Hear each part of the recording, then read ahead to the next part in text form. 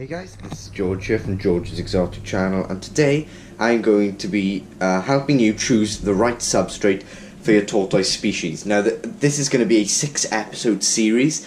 Now this episode is solely based on desert tortoise species. So you've got the Mediterranean species like the Greek tortoise, the Egyptian tortoise. Now this can vary if you have different species. This is my Russian tortoise down here, also applies for them, but this can vary between slightly different species. But yeah, this choosing the right substrate video is primarily solely based towards desert species of tortoise. For example, the Russian tortoise or Horsefield tortoise, the Hermann's tortoise, the Greek tortoise, and obviously, if you have a license, a city's license, you can own the Egyptian tortoise, but they are extremely rare and are usually caught from the wild breeding programs. They're not common at all. Anyway, here we go. So on the left here, I have substrates I recommend. 3 substrates I recommend. Going to be the same layout in all the following episodes. So 3 substrates I recommend. 3 substrates I do not recommend. So we're going to go over to and start with the ones that I do recommend. So let's start off with this one. Now this is the substrate that I have in with my tortoise now. You can see it down there. This is a 50-50 mix between topsoil, you can also use eco-earth, and sand. So I recommend this because sand can actually impact your tortoise and lead to problems with their digestive system, kidney failure, and will lead to death rather quickly if they ingest any of the sand, large amount of sand with their food. So that is the first substrate I recommend. It's very, it's quite a loose substrate, so it's like kind of loose, but if you moisten it, it can be quite compact, so that the tortoise can burrow slightly, and out in her outdoor enclosure I have a burrowing box which you can burrow into.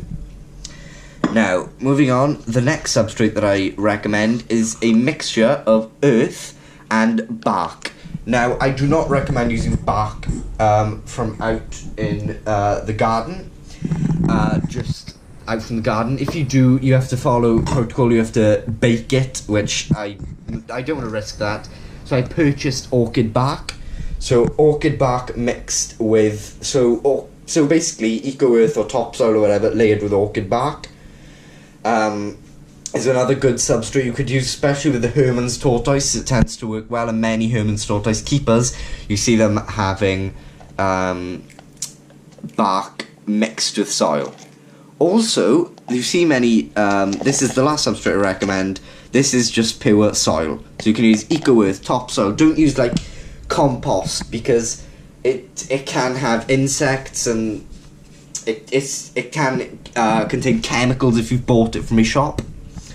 So I do not recommend compost, but this is just topsoil. You can also use eco-earth, as I have mentioned. Now, with this, this is also quite common within the Hermann's tortoise, but with the Egyptian tortoise tends to be quite different. I'm just putting it out there. Obviously, many of you, maybe even no one that watches my videos, will have an Egyptian tortoise because it's just extremely rare, and usually only zoos own them, and sanctuaries and stuff like that. But yeah, they can be kept on primarily sand, but this is, for all the other species, you can keep them on primarily soil. And don't keep the soil incredibly moist. The tortoises do, obviously in their habitat, they don't tend to get very moist areas. I keep one moist hide, and a water bowl is very important. I'm going to do another video on misconceptions and different things like that on tortoises. To do with water bowls, everything like that. Yeah, so those are the substrates I recommend. Sand mixed with topsoil or eco-earth, bark mixed with topsoil or eco-earth, and just topsoil or eco-earth. Now, next is just water. Now I know there's dirt in there, just ignore that. That's just because it's water. So that water. So obviously I don't recommend water as a substrate, because this is another misconception. Many people don't realise the differences between tortoises and turtles. Turtles are aquatic. Now you can get some turtles, for example the box turtle, which is semi-aquatic, so they can swim and they do enjoy land, so you can do a 50-50 setup there. But for desert tortoises, do not use water as a substrate. They are not aquatic. They will obviously die, they cannot swim, and when giving them a bath you want to make sure that the water doesn't go higher than the lower point of their neck, so they can keep their head above the water to breathe. Now they do put their heads under to drink, but that's just for people can put their head in the water then come up to breathe. That's just how it works.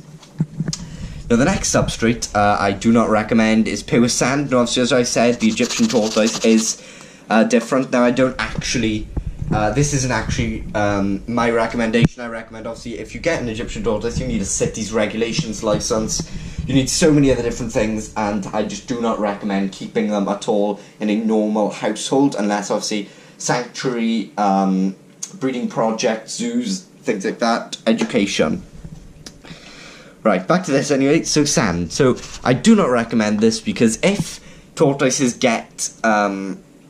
ingest sand, as I said with the mix between eco-earth, topsoil and sand, that lessens the so this mix between eco-earth and sand lessens the risks of this and almost eliminates them. But with this, pure sand is just a risk to your tortoise's health. It's not beneficial to them, so why put them through something that is not beneficial to them? So that is the second substrate I do not recommend. The third substrate I do not recommend is just loose pebbles. That's just definitely a substrate I do not recommend. Very bad idea, and you'd have to buy them, of course. Like things you put in fish tanks, for example. They can be ingested into the tortoise's digestive tract, cause a blockage, and therefore can lead to a fatality. So definitely do not recommend this. I do, however, recommend in an enclosure to have rocks. Because I can't open the top because my things are on it, I can open this little side bit. Don't want the water spilled. So here we go. I recommend rocks like this. Like that, for example. Rocks are good because it lessens the amount that you have to take your tortoise to get their nails trimmed, and can actually, you probably won't have to take your tortoise to get their nails trimmed if they have rocks, because when they walk over the rocks, it files the nails for them. So yeah, these are the three substrates I recommend: eco-earth or topsoil mixed with sand, eco-earth or topsoil mixed with bark, or just eco-earth and topsoil. These are the three substrates that I do not recommend: water, as they are not an aquatic species; sand; and loose pebbles or loose small stones. Anyway, this was the first video of the 6-part series. I'd like to thank you all for watching. And yeah, here's my tortoise in her hide.